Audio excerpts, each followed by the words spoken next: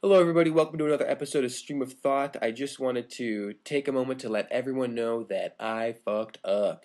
I totally procrastinated in releasing this episode. My mistake. There were some things that I had to edit, and I just kept putting it off until the next day, and then until the next day, and then the next day, and then the next day, until about 20 days went by, and here we are. Also, in the actual introduction, you're going to hear us refer to taking this episode and breaking it apart into parts. We actually did not do that. We ended up just keeping the whole thing together as one. So just wanted to clarify that and let you guys know. But again, I apologize for procrastinating, and here we are. Well, here we are. Christmas Miracle episode 116 of Stream of Thought, and my goodness, this is the end of the year extravaganza that we have an opportunity to get together one more time in the old studio. Yeah. We're both happen to be in town, happen to have a couple hours free, and so, man, we have got a show for you. Yeah, we managed to just squeeze in one episode that we're actually going to break into maybe 2 or 3 parts. We haven't decided, but we've got, this is probably one of the longer episodes we did because we've been talking for at least 2.5 hours. Yeah.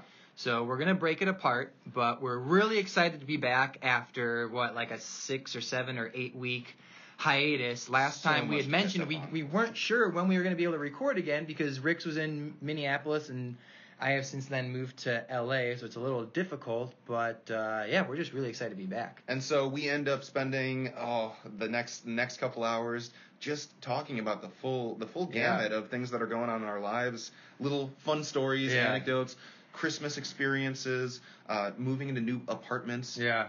And then at the very end, we wrap it out with a little 30-minute prediction of what we think the next year is gonna look like. Yeah. So we're pretty excited about it. It's amazing. Yeah.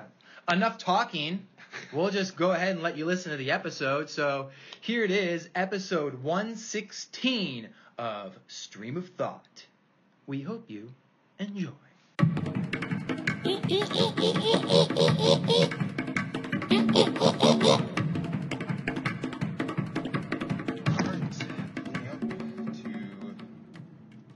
Victor's new place. It's the day after Christmas, December 26th, 2018. And it's amazing. Stream of Thought will live on. Victor decided to get back into town pretty quickly for a couple of days, so we've got a little bit of time right now. It's almost noon to record. We'll maybe get 2 episodes in, something to tide us over into the new year. It's exciting. So many positive things happened this past year, and to close it out with someone like Victor, it's the cherry on top of this holiday weekend. Alright, so I gotta find the street that he's on. Cotton. It's not Cotton.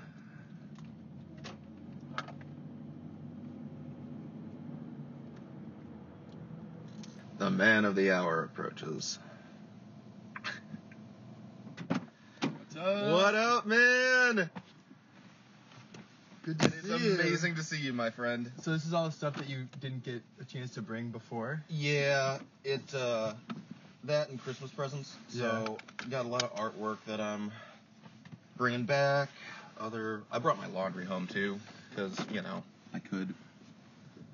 Nice. Yeah, I had very little laundry to bring. How was the drive when you went over there when I last saw you? The drive to Minnesota. Drive to Minnesota? What do you mean, coming from Minnesota? No, when you went to Minnesota the last time I saw you, you were driving. Yeah. Easy drive, pain in the ass, or what? I have to say it was good for most of it. Mm-hmm.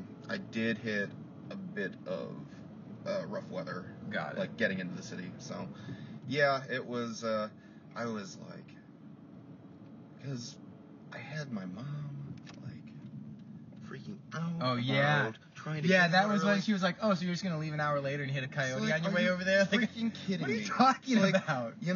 And her anxiety translates to my anxiety, and it's not good. And so this morning I'm like, hey, Like, and there's another snowstorm, by the way, Okay. coming in tonight. So of course my mom's like, "Oh, it's gonna be a massive snowstorm by 9 o'clock." Which actually I think it's gonna be kind of a big snowstorm. But yeah. I'm like, I'll leave.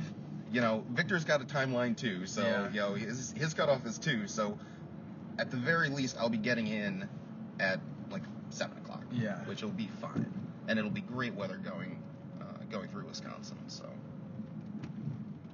how about you, man? How was the flight? Dude, it was nice. I mean, it was easy. It was faster than I thought it was gonna be, which is fine.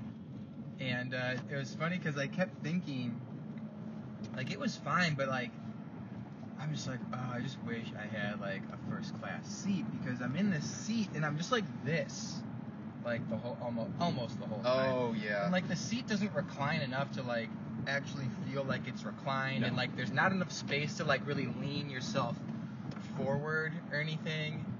And but these tickets I paid, well, I didn't, my mom bought them. There's like a regular tickets that she just bought, because if I'm flying through American, I have to fly in standby, which not getting on the plane on the holidays, like that's just not gonna happen, Definitely not. But yeah, it was nice and easy, no problems. I didn't have to wait like I was in line for security for like less than 10 minutes. Are you serious? Yeah. I mean, my flight was at like 8 in the morning, so I was there by On Christmas Eve, right? Yeah. Okay. So I was there by 6, and I got worried because we're pulling into the terminals, so I took a shuttle, and like there's a ton of traffic at the airport, and I was like, shit. And then I walk in, and there's like almost nobody in line for security. I have to say I'm shocked, because I did a lot of holiday travel from New York and to Chicago while I was in seminary, like doing that, and I don't think I ever really had a very decent check-in experience. I'm sure it was because maybe it was like super early in the morning, but yeah, it was fine. Or maybe just United didn't have a lot of people. Oh, so you took United? Yeah. But yeah, it was good in California. It's like, dude, it was 50 degrees the other day, and it was like cold in the middle of the day. That's how it felt. But like every single day, it's between 70 and 80 degrees right now. Are you kidding me? And at night, oh my god. At night, the coldest that it's gotten is like maybe like 52, 53. It's usually like 55 or 60. You need a light jacket when you go out at night. Oh my god. Yeah. Well, God has certainly blessed you with some decent weather this little break, but yeah, I do occasionally, maybe once or twice a week, I'll check the radar and just see what temperatures are looking like around the country, because I mean, now that you're out in California, I'm curious what your weather is, and grandparents down in Florida, and look, there's gas for $2.15. I know. The cheapest gas in by where I work, I can find gas for like that $3.15, and that's like real cheap. But like in LA, dude, there was one spot where I drove by. I've only seen this one time where gas was almost $5. What? But usually they're mostly like $3.50, $3.60, maybe $3.70 a gallon. There's so many fucking gas stations out there. There's like a gas station. There's a corner where there's like, it's either Mobil or Chevron. I think it's like a Chevron gas station, and then right across on the opposite corner is the same Chevron gas station. Really? Yeah. Does everyone just drive, or everyone just drives? That's why there's so many gas stations all over the place. There's like, what I notice is there's a ton of gas stations, a ton of laundromats, and there's a fair amount of like tattoo places, like just like in random spots. Tattoo places? Yeah, but it just feels like it's all over the place. So I went into the store and just straight up bought weed from them. It was so sweet. Oh yeah, that's right. So recreational is I just legal walked there? in and bought one of those little pens with the oil cartridge that you can just hit like real quick. Yep. Yeah. Yep. Oh my goodness, that is so funny. Wow. And I looked at the address that you had sent. That's like downtown LA. That's like in the heart of Hollywood. I was gonna say. Yeah, downtown is like, actual downtown is like maybe like 15 minutes for me. Wow. But That's like the heart of LA, or the heart of Hollywood, and right around the corner is where they have the TCL Chinese Theater, which is where people do the handprints. I saw that. Yeah. And then next to that is Dolby Theater, which is where they do the Academy Awards. Oh, okay. Across from Dolby is they have the studio where they do Jimmy Kimmel Live. Wow. It's right so across you the way. really have a lot Yeah. going on around there. What's the rent cost? It's pretty fucking expensive. It's like $1,300. Fuck! Are you serious? For a studio Are apartment. you fucking serious? Yeah. $1,300. And that's like a really good deal. Shit. That's like a really good deal for my place. Yeah. I feel like that's a real solid bargain for where I'm living. What's the square footage and all that? Do you have a the picture of your place? square footage? I think I'll have to look on the lease. I think it's around 500 square feet. Like, how would you range it, like, size-wise? Like, I would say it's... Is it tiny? No, it's not. Okay. I would say it's perfectly adequate. Like, I have this little table. So I have my bed, which is like a queen-size bed, and then I bought this table that's like a bar height, with like seats that are like stool size. Okay. And it's like a 4-person table. So I can easily entertain... Did you bring the keys, by the way? Nope, didn't. Did you? No. I don't have keys. Why would I have them? What did you do with them? I don't know. You don't know what you did. You said my mom is moving out of here. This is the last time we'll be here. My mom is not renewing her lease. She's retiring. Okay. I was gonna bring it up. Let me call her. You were going to bring it up? Of course you would be like, yeah. Well, it makes sense. We're definitely not coming back here. My mom is not renewing her lease. She is retiring. Yep. Okay. Yep. That's, I don't know if I said definitely. No, you didn't. So I guess I'll either recycle the key, throw it in recycling, or frame it for the years to come. Posterity says, ooh, so I got Oh, nice. new Bluetooth headphones. Wait, those are different from the ones that you had before? Yeah, the other ones I think are in one of these, but I've had like 4 different Bluetooth headphones, so this is the 4th one. I like these. The problem is there's no range, so you can only go like 2 feet away from your phone. Pretty much, it's like it's a 5-foot range or something like that, which is really small. And then it's like, don't take it out in temperatures below freezing. I'm like, well, that kind of. That's the entire I was gonna winter, say, I was gonna say that's half the year for me. I'm sure you're fine if I think it's like if you're shoveling or something, maybe not, but if you're just going from your apartment to your car or something, it's like whatever. Yeah, and then because 2019 is going to be a year of changes, my brother got me this. Oh my gosh. I know. Isn't it crazy? So, you are never going to believe this. So, this is so funny that you brought this out. Why is it funny? All right, you want to start recording right now. It's been recording, okay. Man. We're good. So, I work with this guy that he has one of these things. Okay. It's slightly different. It's like in black, but... And sometimes I walk into the break room, and the fucking break room is just filled with smoke from him hitting this. Oh my God, yes. He goes in and out real quick. You know what I'm saying? Oh, definitely. And then sometimes I walk in and I can smell. It's dissipated, but I can still smell it. And it's like, usually like if I walk around somewhere, like it doesn't upset me. You know what I'm saying? Like I'd prefer not to smell a cigarette or whatever this is, but whatever. But it's like, dude, I'm in the fucking break room. There's no windows. There's no ventilation. Oh. And he's just like hitting this thing in there. You know what I'm saying? Yeah, confined spaces. That's not. And it got me thinking about the these vape things and just how ridiculous it is, because some of them are very small. This is like a real heavy duty one. This is a very intense vape. One time it was charging, and I picked it up and I realized how heavy it was. Yeah. And I was like, holy shit, this thing is so heavy. And then I noticed he has way less oil in his, here. Yep. And it's like, why would you need this much oil? And it's just like, it was a lot of things I find very jarring. I'm just like, what the hell? What is so jarring about this, though?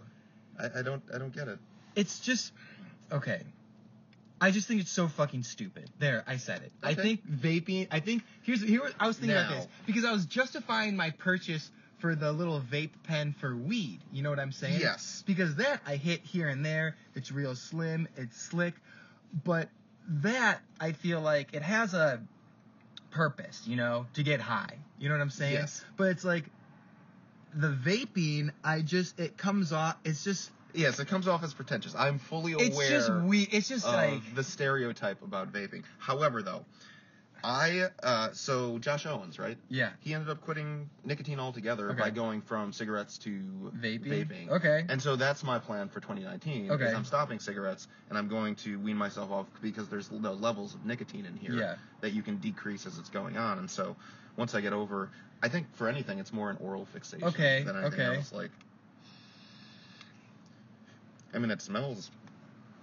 Let me smell this thing. It smells fine.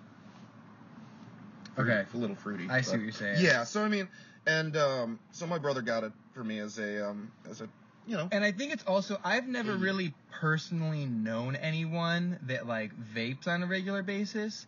So anytime I see other people vaping, and it's just like they hit it, and then just like this plume of smoke coming out, and I'm just like, what are you doing? Mm-hmm. What are you doing? Mm-hmm. And just like hitting it, like obviously you can use this indoors. Yes. But it's like you see someone using this at the grocery store or at wherever, Do you and see that a lot? people just look ridiculous. Yes, no, I not agree.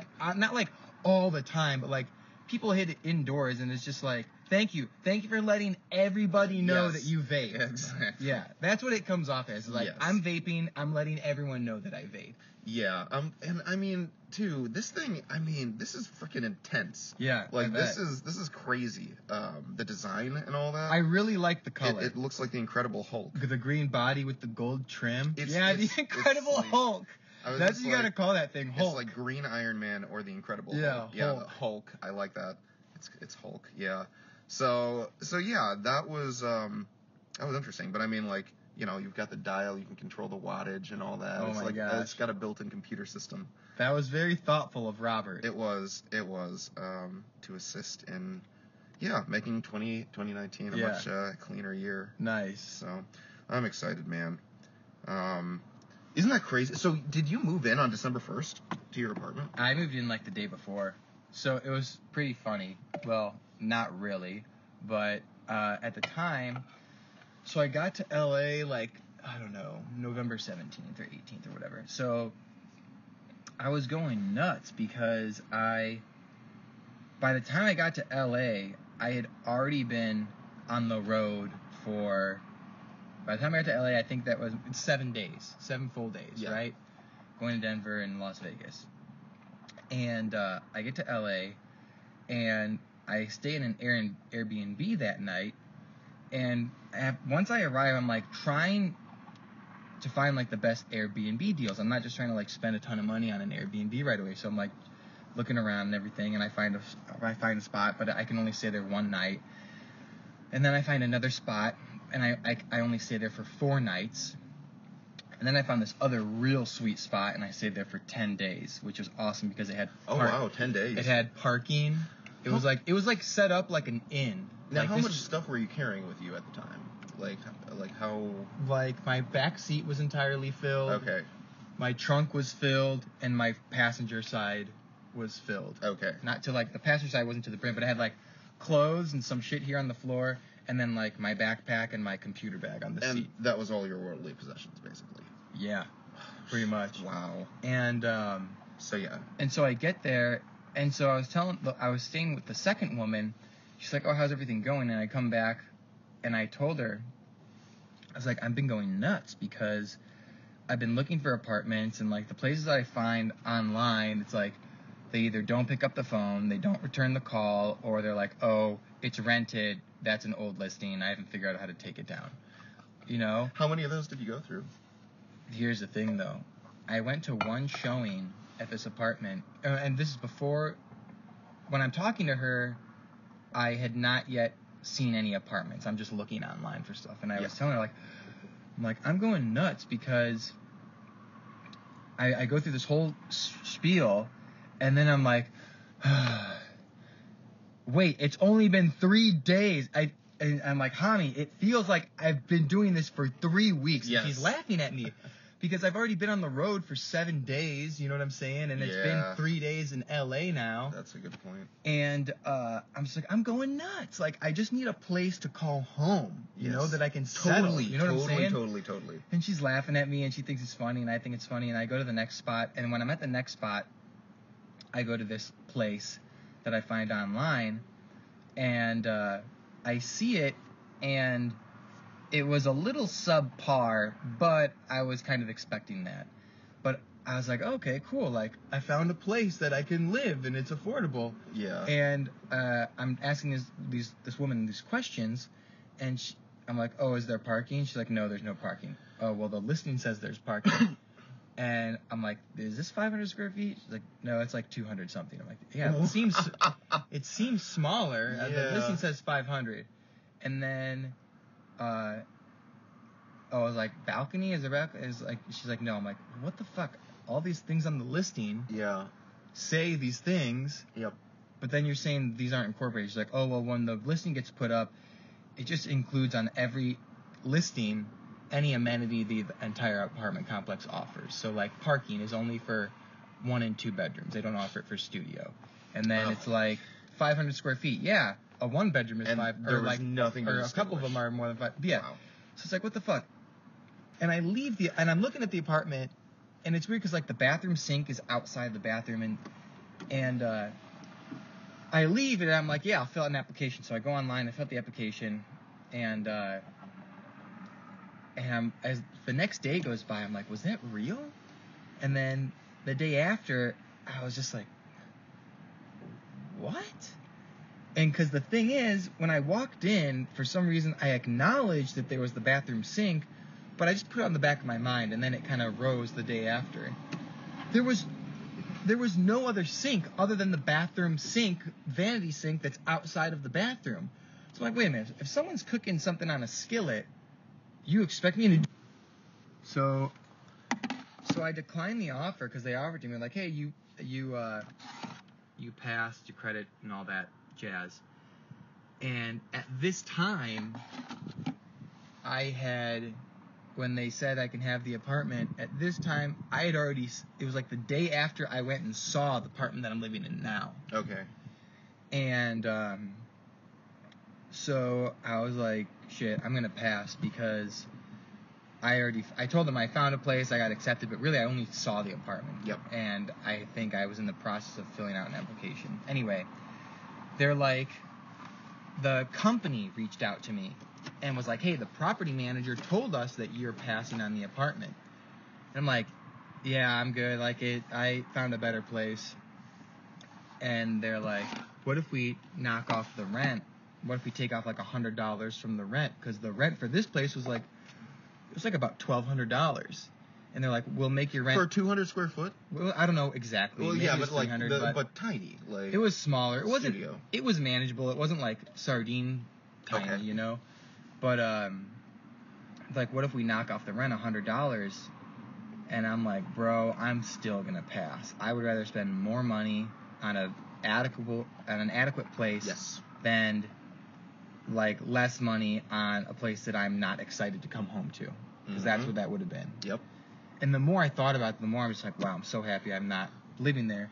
And so then, this is the week of Thanksgiving. This is like Tuesday or Wednesday of Thanksgiving. Okay. Or maybe Monday, I don't know. But so on that Thanksgiving week, I had to send the property manager of the place I'm living at now, I just gave him all my information, and then he's like, oh, we just need a letter from your work saying that you've transferred. Because I gave them my bank account number to like look to see how much money I have and everything like that and all this other information. Wait, I'm sorry, what? The apartment place? Yeah. Looked into your bank account? Yeah, they have a spot where it's like how much money you have in your checking, how much money you have in your savings, do you have any credit card debt? Like, they run the whole fucking That's 9 intense. yards. Wow. And that's standard in LA? Yeah. Okay. That makes sense, I guess. So I felt good about that because the apartment's like $1,300, which is like close to half of my paycheck in a month. Yep. So I'm worried like, shit, like they might not accept me because of like the ratio. But I was like, shit, I got my savings account on my side. I'm feeling good about it, you know? It's doable. Yeah, and I still couldn't believe it. I can't believe this place is vacant. It's like in a perfect location. It's a beautiful apartment complex. And it's not fancy, but it's very easy on the eyes with flowers and the garden and everything. Yeah. And all right. Pause this. Yeah, let's pause this. Okay. Pause. Oh, here there we go. All right. So I think we're good here. Oh. Yeah, I guess I should lock it. Just only because I have fucking everything in here. Okay. Got my coffee. She just run inside right now? Yeah, she did. She's got to take care of some stuff too, so that's why.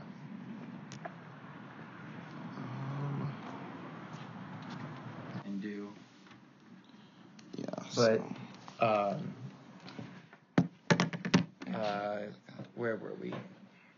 Well, What happened? Well, what happened was Rix and Victor got out of the car while they were waiting for the key to arrive, and yes, now we've magically I feel transported into the studio, which we thought we would never return to. we can actually make that first part like an extra or something like that, where we're just, because that went on for 25 minutes, so it can just be a little something that we put out and we can just jump into it. I mean, we're here now, episode 116, Stream of Thought. Yeah. Isn't that crazy? Isn't that crazy? That's cool. I just wanna soak in the moment. Yeah. The amount of joy that I feel right now that we're able to do this. Dude, it's funny because when I got to LA, there were so many just little frivolous things that happened to me that I was like, I have to just talk to somebody about this. I know. And I'm just like, I need to pod. I need to pod. I need my pod. Yeah. No, man. Things. I mean, and then too, because coming back for Thanksgiving, you were gone, and I'm like, this is so weird. We'd be churning out at least a couple episodes over Thanksgiving. So I left Glen Ellen with that sense of something was missing, and this is just the cherry on top, man. Yeah, for sure. I'm just so happy that we get a chance to, from our disparate journeys, California, Minneapolis. So before because I am interested in hearing about how the apartment ended up turning out, but what made you decide to come back? Oh, my mom wanted me to come back. My mom was like, it'd be because my sister came back from Spain, and my mom was like, it'd be really awesome if I could have all 3 kids in the house at the same time. Yeah. And I was like, oh yeah, that's fine. And then she was like, yeah, I'll buy your plane tickets. So I'm like, okay. And then she was like, and then I was researching plane tickets, and some of them were way too expensive. I'm like, no way, Mom, I'm not letting you buy these tickets for me. Like, it's okay. She's like, no, I want to buy them. Anyway, she got tickets that were moderately priced. Some were just insane. But yeah, that's why I came back, because she wanted me to be here while my brother and sister were also here. That's nice. Yeah. So it was a good Christmas though? Yeah. Okay, so I don't know if I told you this before, but last year we had said, for several years everyone's just kind of moving away from buying presents for each other because we're just tired of it. And so last year we had said no Christmas presents. We're not buying Christmas presents for anybody. Mm-hmm. I'm the only person that ended up following through on that. I know. So everyone else bought presents for each other. Yes. I'm the only person who didn't buy presents for anyone, like we said we were going to do. And this year it was going to be the same thing. Yeah. Luckily, everyone followed through. Okay. Except for my dad. My dad got one gift for my brother and myself and my sister. Okay. Which was fine. But it's good that I did not bring the mixer and microphones and all that, and we're just recording on your phone right now, because I would have had to bring a separate bag, right? Or I would have had to travel with 2 bags instead of just one. Yeah. And I was like, I'm not going to go through that trouble. And then once I got here, I was like, oh, I really wish I would have brought it. But my dad had got me this nice portable record player with built-in speakers, and it's also Bluetooth. And it's this box with a handle on it. So had I brought in all the stuff, I would have had to check one of them as luggage. Oh, screw that. My goodness. You know what I'm saying? Yeah. So now when I'm going to be going back, I have my backpack and I have my little record player. So I'm limited to the 2 items. Yeah. So that worked out. That worked out great. Yeah, because I was thinking about that too. I'm like, that would be way too much of a hassle to try and do that. And I feel like phone recording is adequate. Yeah, it would be adequate just for this. I mean, the fact that we're able to do this is good enough. Yeah, for sure. How was your Christmas? It was good, man. Quiet, very quiet. I actually got all my shopping done before the evening on Christmas Eve. Nice. So our family still does gifts and all that. When your family, I can't remember if we talked about this last year. When you guys open gifts, do you just kind of like open them all whenever you feel like it, or do you do like good? Because you know what drives me fucking nuts is when it's one at a time. Yes. Every year since I could remember, and it drives me nuts. Oh, it's the worst. I mean, it's in so many different ways. It's the worst. Oh, I mean, not only does it take longer, but all the attention is focused on one person's reaction. And so, if you got a gift that didn't strike that person in the right way, like everyone's watching. Yeah. And then I don't know. I don't like that. I don't think my family's ever done anything like that. So, but I've heard stories, and it's just like it sounds like a nightmare. So stupid. It sounds like a nightmare. Yeah. So Christmas was good. We all tend to do really sort of practical, thoughtful gifts. It's not about. I hung out with Neil, by the way. Yeah. And so I was telling him, there were a couple of things. I think it was the day before Christmas Eve. I was like, there's a couple of things that I still got to run out and grab that I couldn't find online or whatever. And he's like, just get him gift cards. I'm like, are you fucking kidding me? Like, how? That like totally defeats the Maybe purpose. I'll just write him a check. Yeah, right, exactly. Here's a $5 bill. Yeah. All right, go buy something nice for yourself. Yeah. So gift card is like a stocking gift. You know what I'm saying? If yes. you're filling a stocking with gum and candy and a gift card. You know what I'm saying? Yeah, that's standard sort of, small little thing, but that should never be like the gift itself. I don't know why people go crazy for gift cards, because it's one step below cash. It's like, here's money that I'm giving you for you to spend, but the caveat is you can only spend it in one place. And if you don't use it, and you're still going to end up spending, more. You're still going to end up spending your own money, because when the time comes that there's $1.16 left on the card, everyone's natural just thought is, I have to spend this extra $1.16. You can't get anything for $1.16, so you end up spending your own money too. Yeah. But never been a fan of gift cards. So it was a pretty light Christmas though, because for my apartment, my parents' Christmas gift to me was helping me furnish my place. Oh, nice. So that was kind of that was cool. Mainly it, but there was still some nice stuff like the Bluetooth headphones. And my brother's present. So for sure. Yeah. So what did you what were the presents that you got your family? So I ended up my brother probably was the easiest. I'm like, what do you want? Like, what could you use? And he's building his own computer right now. Okay. So I got him a power source nice. For the computer. My sister, I ended up getting her a coffee mug warmer. Okay. My mom got her daily devotional, which she had asked for back months ago. And then actually a practical gift. They're those little like ice sticker things that you can slide onto your shoes.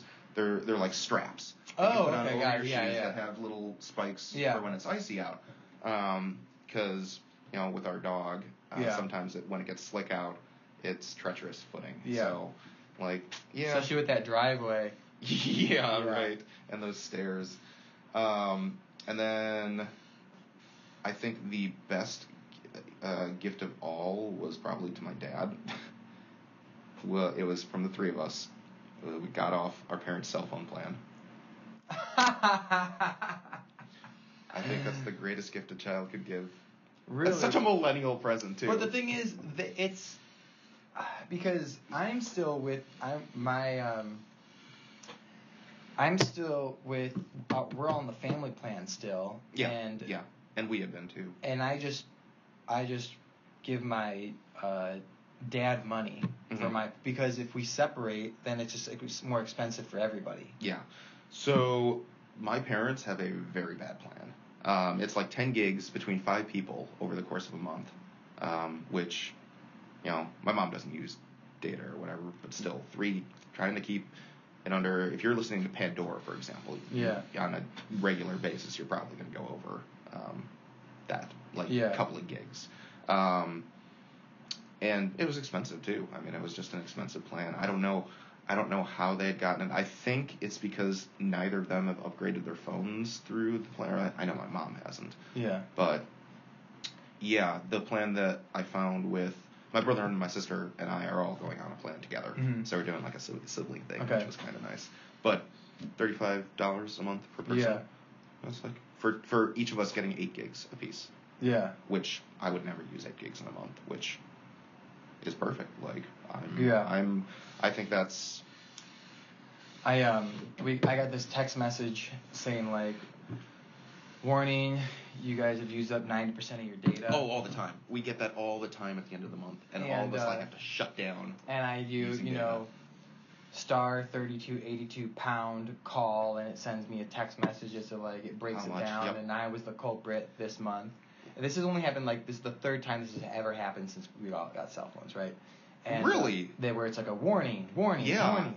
And I was the culprit because I've been using data the whole time. Yeah, because you haven't had for almost your a own month. Wi-Fi. So I finally got Wi-Fi installed, which was a pain in the ass. So I go to AT&T, and I set up a time for them to come to my apartment.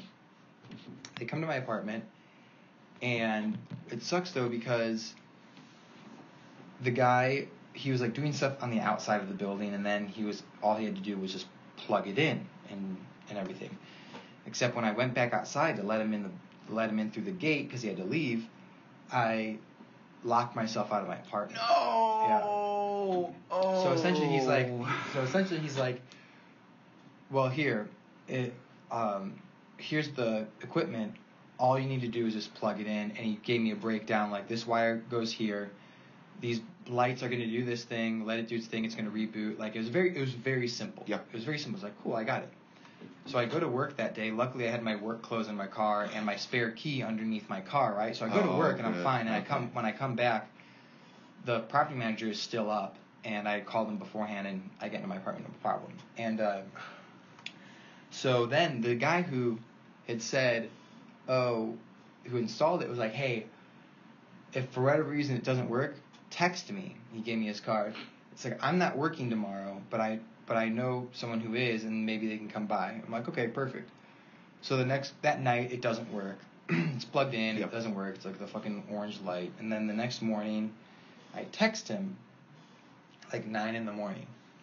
I don't hear back for a couple hours, and I'm thinking, this motherfucker, like, I know I'm not going to hear back from him.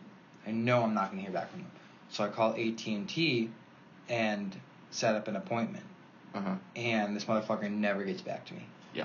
And so then I'm like, hey, you can make the appointment for this day. Would you like 11 to 1 or 1 to 3? I'm like, whatever, fucking 1 to 3. But it has to be, I tell them it has to be 3 o'clock. I will not be here any sooner than 3 o'clock on this day. So it has to be 3 o'clock. Mm-hmm. And they're like, okay. And then they send me confirmation. And this is all also through like text messaging. Okay. And I'm getting the feeling like this isn't a person. This is automated, I bet. But because when I said it has to be 3 o'clock, the response is, sure. And I'm like, all right, okay. And then they send me all like 4 rapid-fire text messages like, thank you for choosing AT&T to reconfirm, blah, blah, blah, blah, blah, this date, 1 to 3, da-da-da-da-da, whatever. I'm like, okay, it's got to be 3 o'clock. Sure. All right, we'll see what happens. Get a phone call that day at like 11:30 in the morning. The guy's like, hey, I'm here early. I know it's 1 to 3. Just happened to see if maybe you were around. I can't pick up. I'm at work. I listen to the voicemail, but I don't have time to call him. Calls me again at 1:30. I get home. I call the guy back, and I tell him, like, hey, I leave him a voicemail saying, like, hey, you didn't get the memo, obviously, but when I made this appointment, I made it very clear I could not be here until 3 o'clock, and I was told that you would be notified 3 o'clock. The guy never calls me back. Fucking call AT&T, or text this shit again. And I make another appointment for another day. And same routine. It's got to be 3 o'clock. Sure. 1 to 3. No, 3 o'clock. Sure. We'll let the technician know. Fucking A. We'll see. And so the guy calls me, and he's like, hey, I'm here or something. And I told him, I was like, oh, I'm not there yet. I'm not going to be there till 3. And he's like, nope, they never say anything to me. But yeah, if you're here at 3, I can't be here any later than 3 to start this up. I'm like, perfect. So I get there, and he installs it, and I don't know what he did, but he just connected it to this little device he has for like 10 or 15 minutes, and then it worked. Yep. Anyway, that whole thing from beginning to end took an additional 7 days of my time. Oh my goodness, 7 days. Right? Holy cow. Without Wi-Fi either. So. And I'm trying to not burn through this data. No kidding. Because we didn't burn through data, but now we're on a new cycle. So now I'm like, shit, I'm like at... You don't want to... Already like 2,000 gigs, and like I see my brother's like 670, my dad's at like 250, I'm at like 2,200. You know what I'm saying? Yeah. I got Wi-Fi, everything's cool. Good. Wow. That's a journey. See, I still actually haven't gotten Wi-Fi, but there's... So it's weird. There's a public access internet that we have at the apartment. I can access it through my phone, and I can access it through my Chromebook, but I have to pay to use it on my laptop, my actual laptop. So I just haven't connected it. If you had an Apple laptop, you can connect to Wi-Fi through your phone. That's not true. Really? You can connect. That's not true. You can connect to your phone's data. Okay. Yeah, that would make sense. But I mean, I can do everything basically off of my Chromebook, which it's worked out nice, man. So yeah, I was like scrambling to get the apartment by December 1st because I wanted to be out of Brooks and Angela's place by then. I don't know where we had left it on. I can't remember when we recorded the last episode where I was in that whole process. They had said that you hadn't looked for apartments, you were about to. Yes. Okay. And that was it. Yeah. So that was a journey. How was your apartment hunting for you? It was. Because mine, I never felt stressed, but I was just like, this is irritating. I just want to get this over with. Yeah. It was. That's exactly what it was. And so for me, I kind of procrastinated a little bit. And I had made some calls and stuff like that. I had gone to like 1 or 2 apartments where it's like, okay, I mean, I don't really know what I'm looking at or looking for. It's a very unfamiliar process. And the date approaches, and it's like, I think a lot of it was my anxiety over the application process because my credit is shit, and I don't have an extensive renting history. So it's like, I don't know what I'm going to end up getting. And I'm looking around, and actually, it was one of the first places that I had looked at, and I think that was close to like November 25th or something like that, maybe 24th. Yeah. I had gotten a hold of them, and I'm like, I'd really like to move in by... Oh, that's what it was. I had been asking timelines, because no one had like a December 1st move-in. That was the issue that I kept having over and over again. It's like, well, New Year, or like other random dates. And so I found this place, and simultaneously I found another place that was looking for an immediate move-in. That was on Trulio. I don't know if you... Oh, yeah, you've heard of that site. My sister recommended it to me. And a very vague listing. They make it seem like it's another apartment or whatever. It doesn't really give any specifications. I'm like, okay, well, why not check that out too, and just... during the week before December 1st, I was just going to do a blitz and just go to a bunch of apartments and see what's stuck. End up, this is the first one that I visit in that series of ones.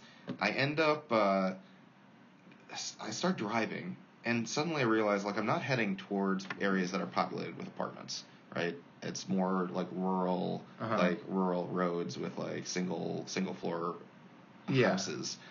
And I'm driving through this neighborhood, and I realize this Trulio listing was to like live in the basement of someone's house. So, and it's pitch black. It's kind of like a country road. But it's only maybe 10 minutes away from my work.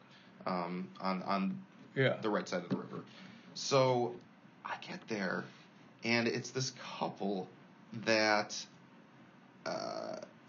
this African American woman and this white guy who I don't know what the woman did, like job wise.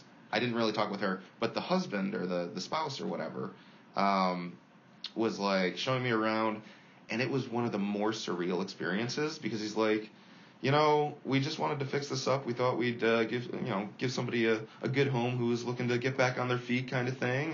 Make a little money on the side. So, we really just hope that this is going to be a good home for someone. But then he starts saying, like, so, we're kind of flexible. We're cool. Like, if you want to stay to yourself, like, that's okay. If you want to have a barbecue with us or cook something, like, together, we can always do that too. Sometimes my daughters are around. They'll come by the house, but I don't think they'll be here too often. Yeah. But, just to give you a heads up, they're all over the place. And, and so it was just going, I'm like, this is, my God, no. Like, this is...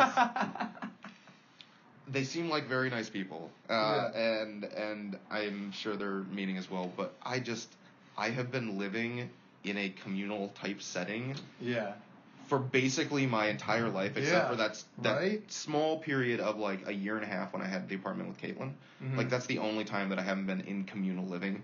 I'm tired of communal living. I want my own place. That's how I was. My thing was like, I'm not living with anybody. I'm not living with it. And so here, I'm just like, wow, well, that was a great start to it. And so the next day, I ended up checking out the place that I ultimately decided on. And it was by the airport. It was, and that's the other thing too. Along with the move-in date of just like January 1st being the predominant one, there were not very inexpensive places around where I was looking. I know you had said something like, a typical price where you are maybe like $1,300 or whatever. That is kind of that's a pretty average rate for the area where I work in suburban Minneapolis. Okay. It's like between 1,100 and 1,300 is pretty average. And here, like, I do not like that would not cover. That would be 50% of my income, and I'm not like I can't do that. I just can't. So I'm trying to find a place that's under 1,000. Like, just give me a place that's under 1,000. That seems so expensive for Minneapolis. Mm-hmm. For like, the way they tax things, like, there's no sales tax, but their property taxes are just through the roof. Like, really? It's astronomically expensive to live, like, own a place in Minneapolis. Yeah. At least in certain areas, like nicer areas. So it's I ended up finding a place that was a little further away, maybe a 25-minute drive or something like that, and it was under 1,000, and it was. There's a lot of space. It's a one bedroom, so it's awesome. It's to get a one bedroom for under 1,000 with probably more space than I know what to do with. Yeah. It's not like extravagant or anything like that, but it's a third floor, so I'm at the top of a 3-floor building. Walls are kind of thin. You can kind of hear the airplanes going over on a regular basis. I don't mind that. It's not really an issue for me. But it's always smell funky too because there's no ventilation. So the in my complex there are 4 buildings. Right, you walk in through this gate in between the first 2 buildings where the street is, and then directly behind those 2 buildings are another 2 buildings that are just 2 stories high. And I'm on the 2nd floor, and I'm on the first apartment. Once you get to the 2nd floor, one of the rear buildings, and it's funny because they have the windows open in all the buildings, and then they got like a fan in it. Okay. But the fan is so funky, like you can tell there's just all this like dust and grime that's built up on it. Oh, okay. Yeah. So I'm just like, you know what? Like, I'm about to go to the store, get the same fan for like $12, and just so it looks clean, just so it looks nice, you know? Because I mean, there's nothing with my apartment where I'm like, this is questionable or this is weird. But that's the only thing where I was like, that's interesting, because I was very surprised when I moved in, when I saw the apartment. I saw the carpet. I'm like, is this brand new carpet? I'm thinking, and I think Dave had mentioned it one time, but when I moved in, I don't know if they do this for every apartment once someone moves out, if they completely redo the carpet was completely brand new. Wow. When I moved in, there's still, when you get new carpet, there's still those tiny little fibers, that are just kind of littered around the ground, the little tiny ones. So they got brand new carpet. It was freshly painted, and it smelled also like some other work was done, like maybe with the cabinets or something weird like that. Okay. So when I walked into this place and I saw it, and I walked through the garden to get there and everything, I was like, I have to have this place. And the fact that it was an affordable place in LA, in the heart of Hollywood, like fucking amazing location, I just still couldn't believe like how it just like fell in my lap. Like perfect location and great price, fresh carpet, new paint, it's heated, you know what I'm saying? You get all this stuff in return. The only thing is there's no oven. So because I realized, I'm like, whatever. And this is a studio, right? Yeah, this is a studio. So I have like I have a little, what's it called? The little mini ovens. Yeah, I know what you're talking about. Toaster oven. Toaster oven. Okay. Yeah, toaster oven. And I do have a stovetop, which is nice, like a real stovetop. Okay. The fact that I don't have an oven, whatever, because I thought about it, I was like, the only time I ever use an oven is when I make a frozen pizza. That's really the only time I ever use one. Yeah, so, that's true.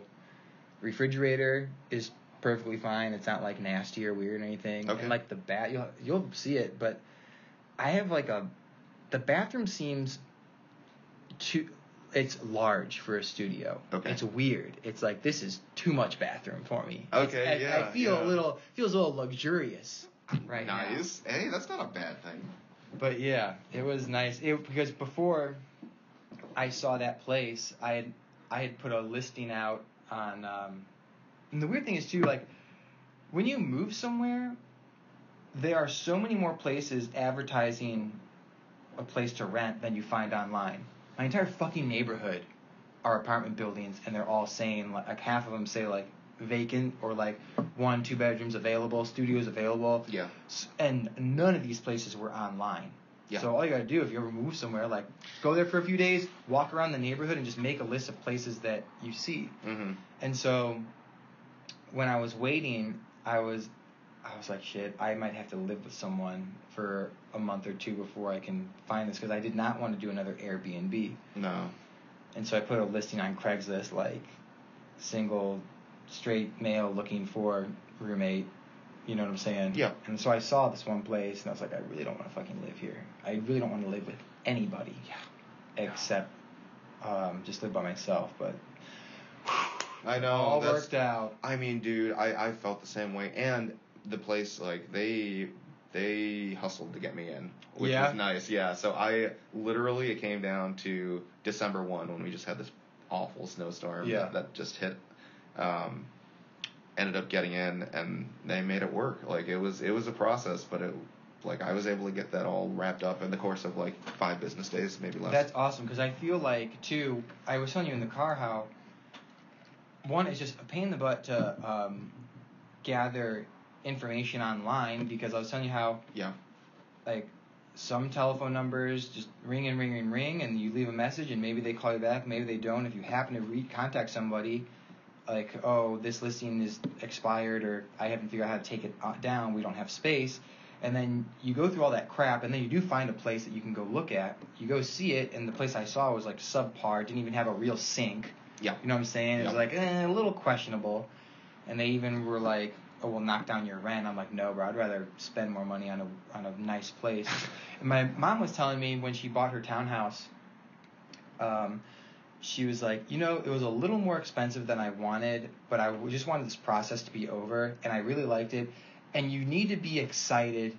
You want to look forward to coming home. Yo, totally. You don't want to live in a place that's subpar, and you're just like, I don't even want to be in my own apartment. Yeah, absolutely. So it just all worked out, because I only saw one place, and I passed on it, the place without the kitchen sink, and then I saw the place I'm living at now, and it almost reminded me of like if you're going through like job applications and you apply to like 100 places, and then you interview at like 5 places, and only one place offers you a position, and it's like, shit, this worked out pretty well. Yes. You know, except in my scenario, it was like, I saw 2 places, and I just one of them stuck worked with out. the one. Yeah, it was, Yeah, all the other places, no one would call me back, or there was like something funky or whatever. But yeah, there were complications. It's a That's headache so funny. sometimes, But man. I have to tell you, dude, I feel the best that I have felt I bet. in years. Yeah. I mean, this really was like the last little brick that needed to be put in there for me to be rocking and rolling again into the new year. Because I found it too. Once I moved there, I have this. I mean, I had a list of like basic things to get. You know, like pots and pans, and silverware, and my bed and a table. And then as time goes on, like there's all these little things. There's like this never-ending list of things that I feel I just need to continue to buy things like a drying rack and a drying mat, and then I need the little rugs for the bathroom. You know what I'm saying? And there's a shower head. I need to buy a shower head. Shower curtains. Like, kitchen towel and toilet paper, disinfectant wipes, like all these little things that are just like wine glasses. Yeah. I had someone over the other night and we were drinking wine out of coffee mugs. Nice. Yeah. That's awesome. That's awesome. You know? Coffee mugs. It's like do what you gotta there's do, a never-ending list of things I just gotta keep buying. Yeah. See, I'm actually pretty furnished. I pretty much have everything that a adult should have. Yeah. You would think, yeah. Got some like beer glasses from my sister too, which like are for the different styles of beers. That's cool. Yeah, that'll be cool. But yeah, it is crazy though how those little things you just realize that you're missing, like a particular cleaner or like a towel that could be used for like it's like a can opener. A can opener. Yeah, seriously. Like it's only until you have a can that you can't open that you realize, oh shit, I need a can opener. Can opener. I have to say though, I did not have a can opener for the first week that I'd moved in, and we had at the office like a potluck thing. Mm-hmm. So I was like, in my head, not really thinking about this, I'm like, I'll do my white chicken chili, whatever, which is chicken, beans, corn, rotel, cream cheese, like that sort of stuff. And so I get everything from the grocery store, and I'm like, I'll just throw it in the crock pot in the morning because it'll take 4 to 6 hours. Yeah. I wake up, I'm staring at all the cans before me, and I'm like, well, shit, I don't have a can opener. Yeah. And so I'm like, well, I mean, I bought this stuff, I gotta make it. Like, I'm gonna make this work. So I ended up using my brother. My brother got me this, like, steak knife rack with, like, all these different knives in it and stuff like that. No way. And so in there was a pair of, like, industrial meat scissors or whatever. Okay. And so I'm like, I know the gods of cooking would throw me into hell if they saw me doing this, but I used the scissors to literally cut around the cans, and I managed to do it without like gouging myself out on sharp pieces of aluminum. Wow. So it worked. I made it work. I was a little late to work that day. It's funny that you mentioned the knives, because I bought knives and I was like, I'm gonna get like a nice knife set. So I buy this set, and usually what I do is I just use we have like these smaller steak knives, and I just use a steak knife to cut everything. And I'm using like a steak knife, and then I'm like, wait a minute, I have all these knives to pick from. And I'm like, I take one of them out, I'm like, ooh, a Santoku knife. This looks pretty cool. And I cut like a piece of fruit. I'm just like, I stop and I put it down, and I'm just looking. I was like, oh my goodness, like, wow. Wow, this is amazing. Game changer. This is a game changer. The Santoku knife. I'm like, this just, oh my god, it's like a laser, like hot knife through butter. This thing is just going through the fruit. It's like, this is amazing. And then what I do is I'm cutting the orange for my blue moon, right? Okay, yeah. And I remember I was at a bar the other day, and I had like an old fashioned, and they have the little orange peel, and they twist it, and they drop it in. I'm like, I'm gonna do that. I'm like, wait a minute. If I recall correctly, I believe this knife set has what they call has a paring knife. It looks like it can be used to fillet things, and so I had an orange, like a quarter of an orange, and I lay this, and I eat the orange, but I lay this motherfucker down, and I take the paring knife. Ooh, baby, I just fillet this motherfucker, and then I twist it and drop it in, and I'm just like, I'm feeling a little fancy right now. And then what I did was the next day I took the same quarter slice and I cut it down the middle, and so you have two pieces like a letter V. Yep. And then I like twisted them and I curled them. And I stuck the pieces into a little horizontal slit that I made, and now I'm like, oh, I'm feeling extra fancy right now. Oh my god! So now I'm feeling like a world-class chef because I got this stupid knife set with the paring knife, and I'm just filleting the orange for my blue moon. Yep. Yeah. Wow, you really have acclimated to LA well. I have to say. But it was funny because then I'm at my mom's the other day, and I'm drinking a blue moon. And I didn't have an orange with it. I just had the blue moon. And I was like, you know what? It's not the same. It's not the same. It's not the That's same. right. The luxury. Yeah. But it was pretty nice. That's amazing. Yeah. So, you were able to transfer to Aldi there without any issues, right? Right. And you just started working right away. Yeah. So let me get you started. Oh man. Yeah. I feel like there's a lot of backstory. Here we go with this journey. I transfer there. And this store, for whatever, it's a newer store. It's slightly bigger than the one in Glen Ellen. And for whatever reason, dude, I found out very quickly things do not operate the way they should. Like, I did not realize, my manager Karen in Glen Ellen told me, like, you'll realize when you go to other stores, like, they don't run efficiently as this store does. And obviously, because Glen Ellen's real affluent, one of the presidents of the company in the entire country lives in Glen Ellen. And, like, we just run, it's just like clockwork in Glen Ellen. Shit just operates so well. And I'm sure in the district in Wheaton, too, it's like the same thing. Well, it is, because I used to work there, too. But this one that I'm at right now, when I was talking to people, they're like, oh, yeah, like, we're here until at least 10:30, 11 o'clock when we're closing, sometimes midnight, maybe even 1 o'clock. I'm like, what the fuck are you talking about? Well, what do you mean? Like, what do you mean? What do I mean? There is no reason to ever leave the store past 10 o'clock. Mm-hmm. No reason. There are a few exceptions. If for whatever reason you just kind of fall behind, someone calls off, maybe 10:30. There's one night a week where you have to do price changes where it's normal to leave at 10:30.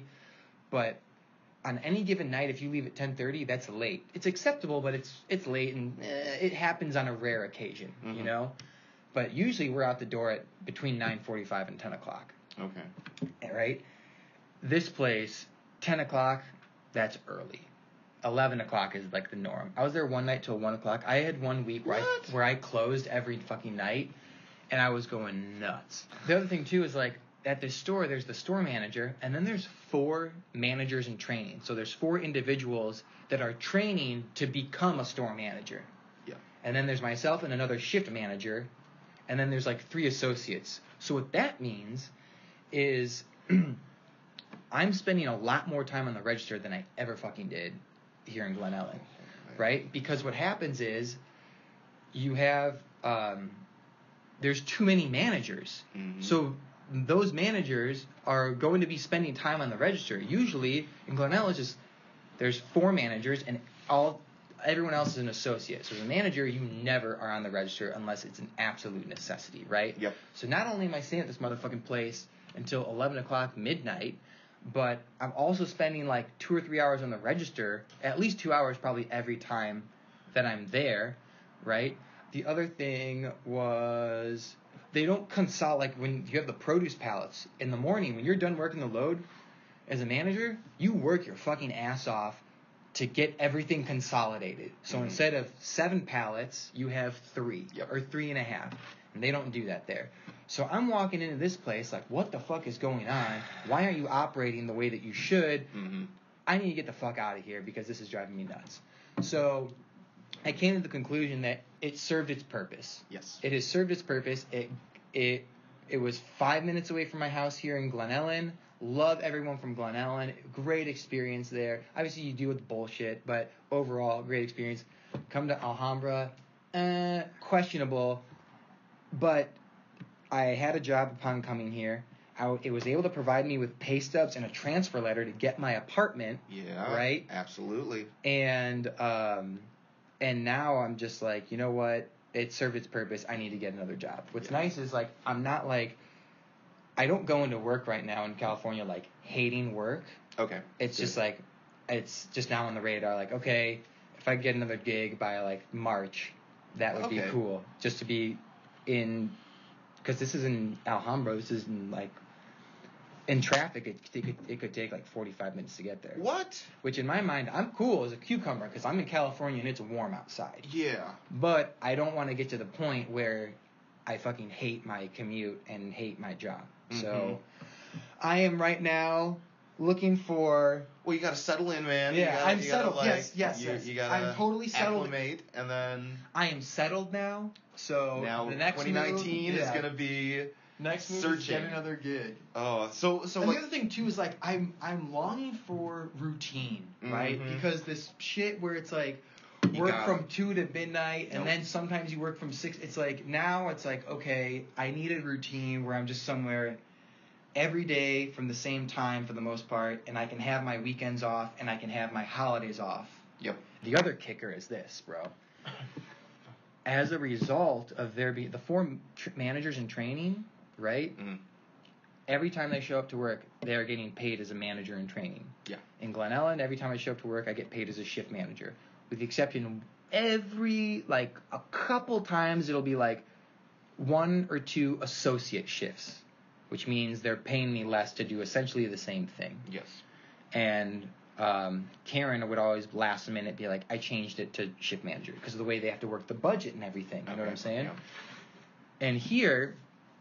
I'm like, wait a minute, why am I only scheduled 1 shift manager shift this week, and the rest are associate? Since I've gotten there, bro, I've never clocked in as an associate. I've always clocked in as shift manager, because I'm not fucking taking a 40% cut for doing essentially the same shit. That's insane. No. Even if I didn't do the manager shit, even if I was just only did associate stuff, and I didn't turn my key or do whatever, you know what I'm saying? I'm still dealing with bullshit, and I'm not putting up with that for the associate pay. Yeah. You know, they're gonna find that shit out eventually. You know what I'm saying? Eventually, so they don't know. No, they don't know. I've been clocking in as chief manager every fucking time. That's awesome. So eventually, it's gonna come to their radar. Like, wait a minute, he's been clocking in, and what's gonna happen is they're either gonna talk to me and make me. I'm going to play dumb, and they're going to make me clock in as associate, and I'll be made aware of it, or I'm going to get fired. So that's another reason why I got to jump ship and... Yeah. You know. That's what I'm playing with fire right now. Yeah. Fuck with their budget, man. You never know what'll happen. Yeah, so... Wow, that is epic. We'll see. Just play dumb. Play dumb. It was funny because the other day, this guy's like, oh, hey, this other district manager was there, and she's like... The guy told me, he's like, oh, so-and-so wants to talk to you in the office about wages. I'm like, oh, fuck. I knew they'd catch on. I didn't think they were going to catch on this quick. Seriously. But, so I go in there. I'm planning this out in my head. Like, how should I do it? I'm like, be aloof. That's the best.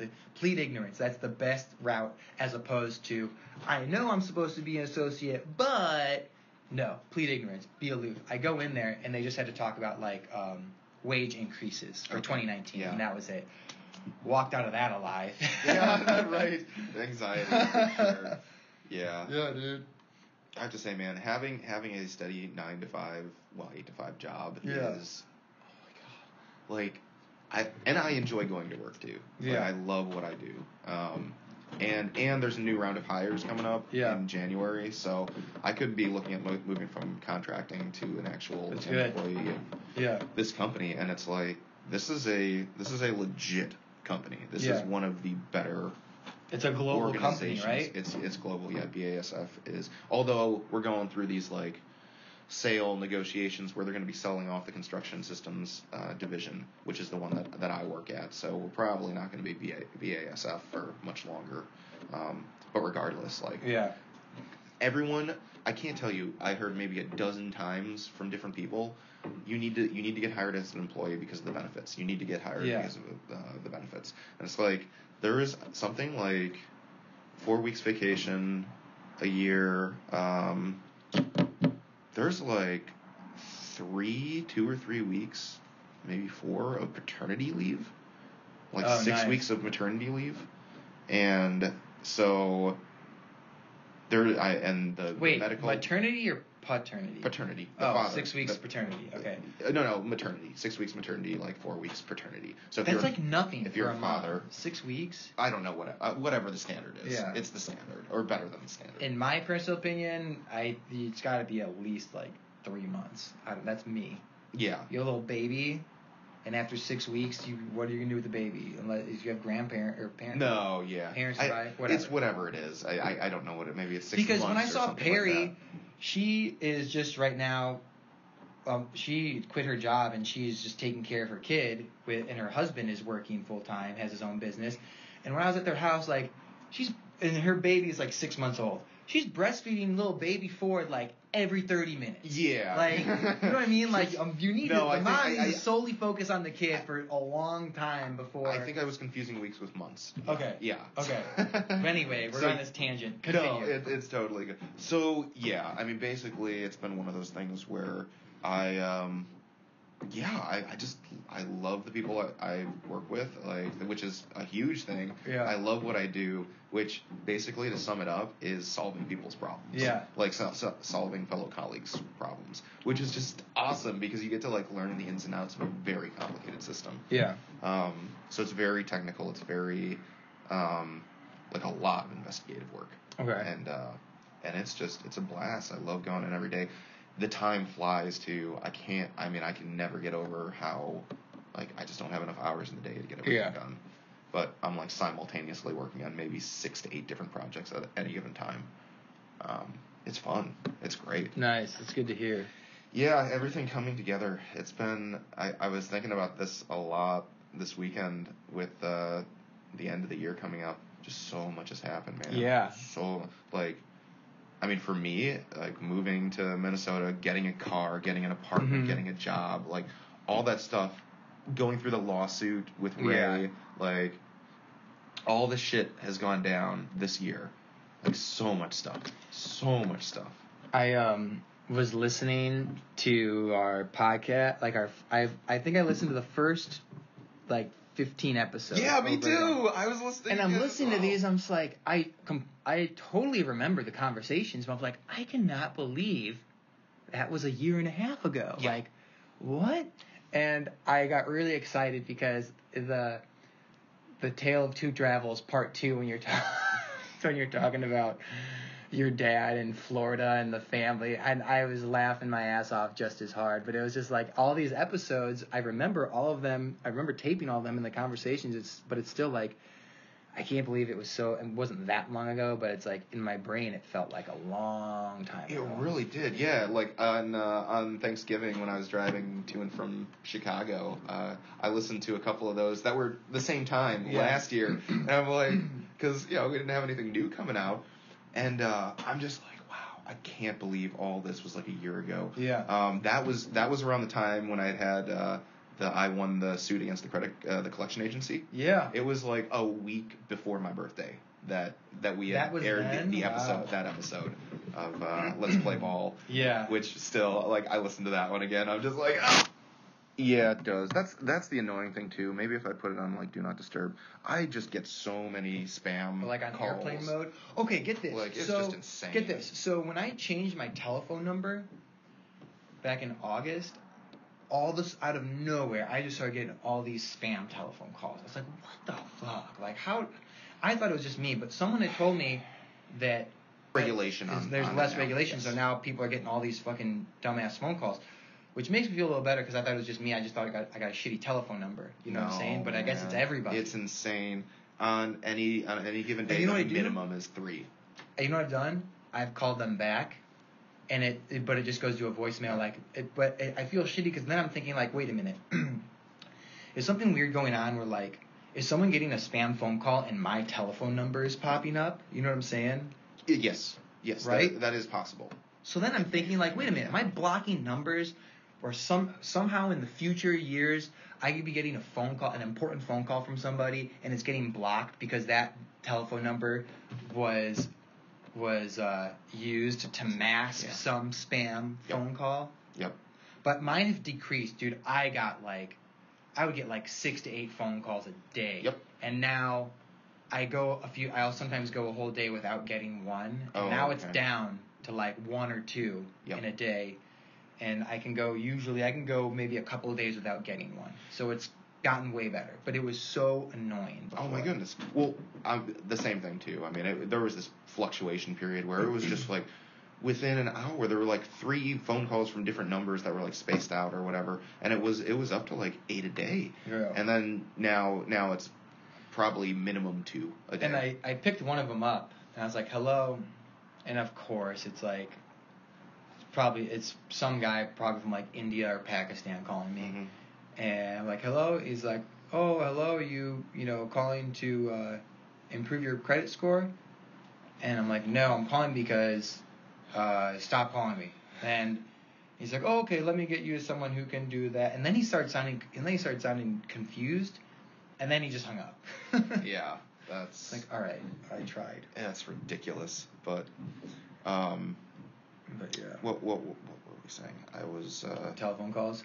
Oh, no, we were talking about podcast. Yeah. So just to think, listening last year, all this shit was going on, and I was like, I mean, even in the start of the new year, I think, too, I mean, for me anyway, I had no sort of, I think I'd floated out there, because that was around the time I was visiting Minneapolis, too. Yeah. They were like, come up and live here.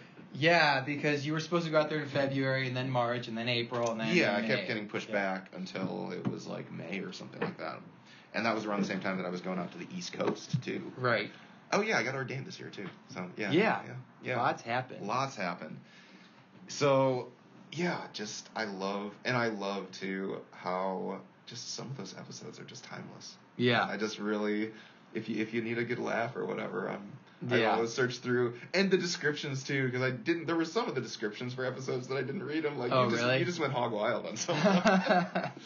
It's like it was clear that we were like crunched for time. Just like, get it out. Yeah. Because I'm like, I have no idea with this description what we talked about at all. Right. I realized too, with some of the in the beginning episodes, even though we're just talking and having a conversation, it was funny because I could detect.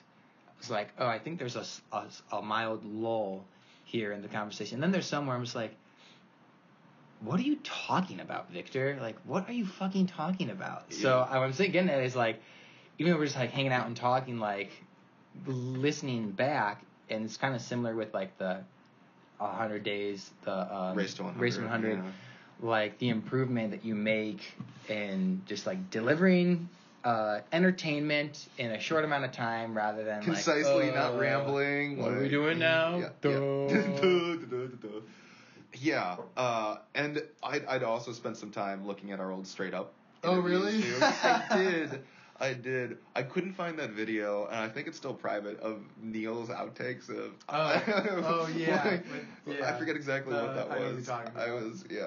My favorite though is there was one episode in the beginning where, for the Stream of Thought, where you do the intro, and I'm like, yeah, it's a pretty good intro, and then you're like, da da da da, yeah, and I'd like to do this over again. And I'm like, what are you talking about? That was the episode we decided on the name Stream of Thought, I believe.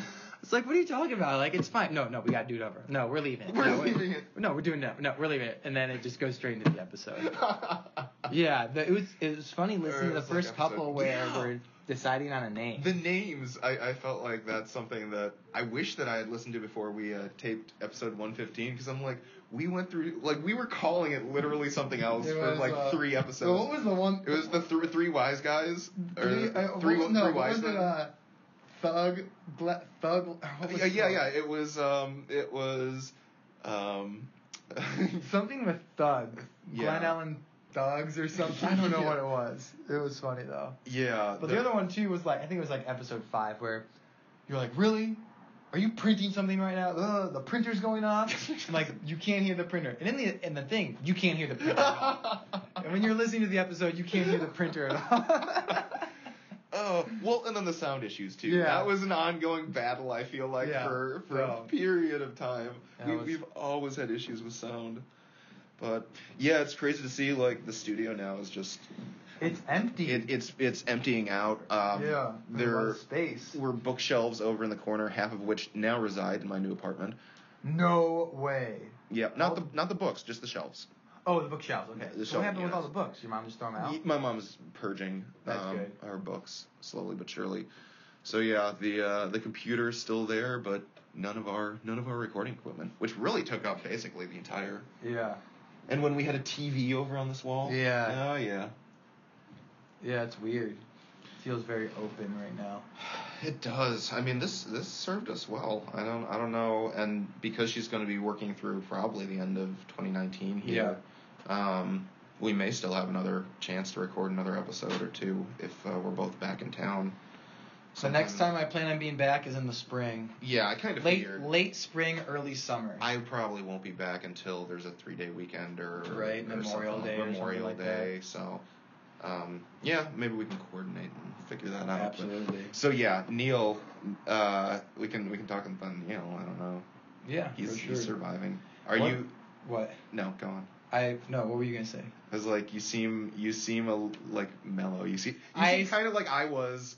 I feel a little talked out. You feel a little talked out?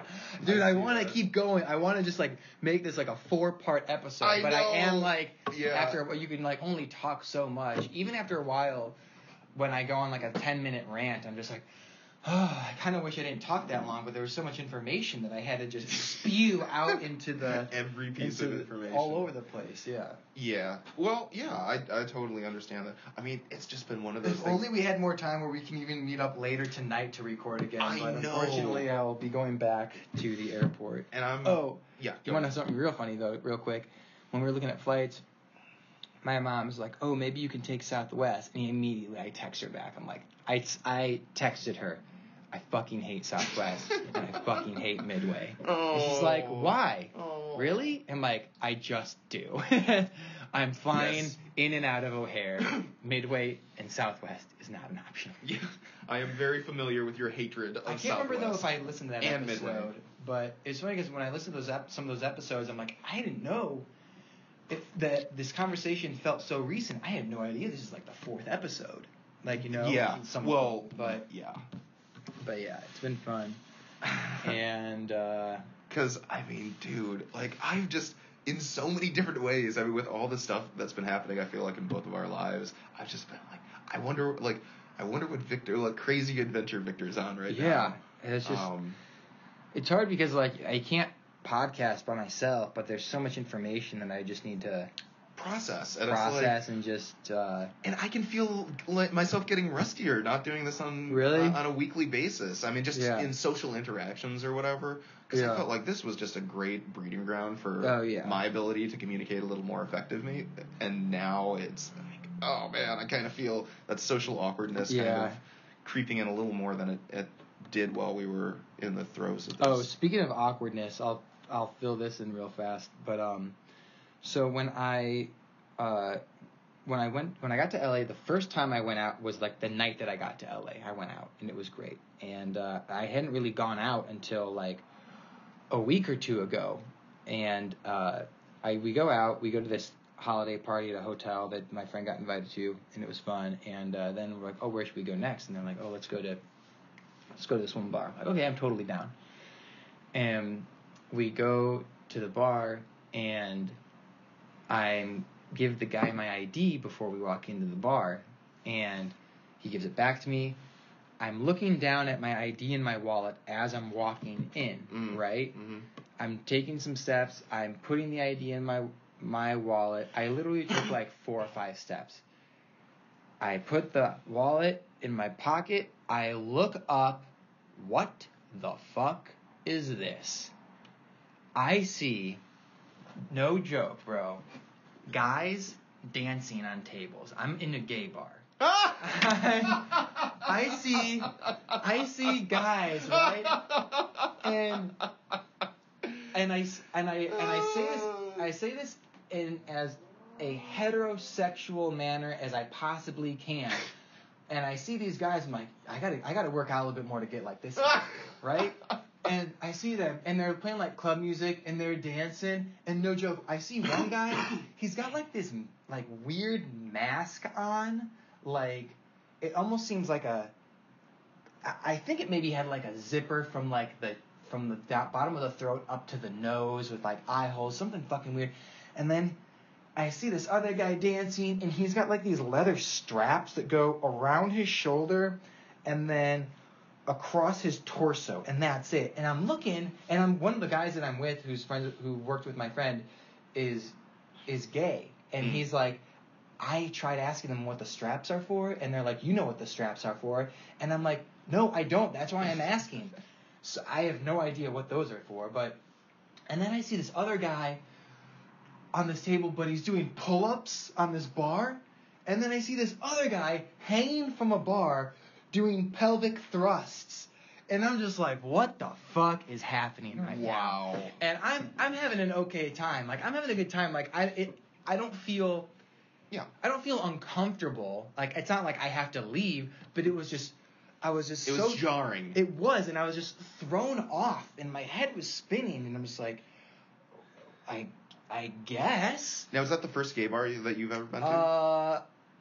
No. We went to no. I think I've been to like 2, but both times that I went, I didn't know I was going into a gay bar. Okay. If I knew, I probably still would have gone, but it was jarring. It was just, wait, what? Yeah. What's going on?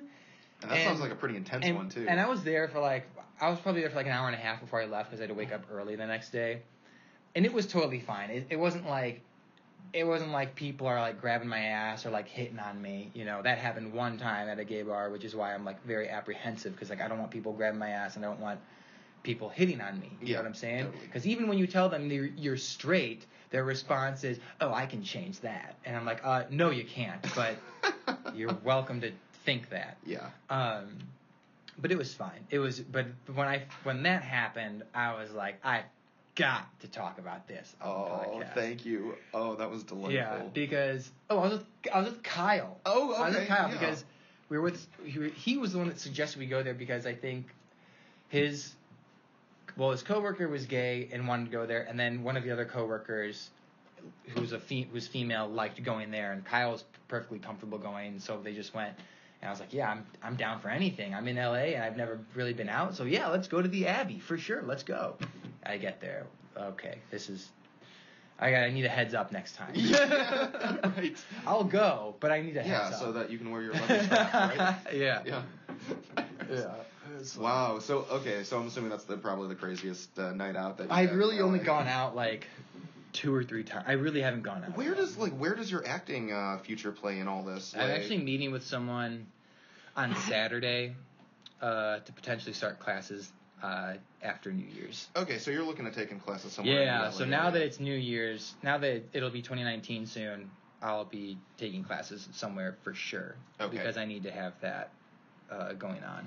That's the other reason why I wanted to just not be at Aldi, because a normal Monday through Friday, 9 to 5 would be more conducive to what I'm trying to do. For example, like, because taking class, I mean, they offer classes during the day, but like if I just had the same schedule every day, it would be so much easier to plan my life and everything, and do like improv at night, like improv jams or open mic night, or taking classes or doing like theater. Like, it's just so much easier to have every night available to do something, rather than like this week maybe I'm working every night and this week maybe I'm not. I don't know what's going on. Yeah, so, that's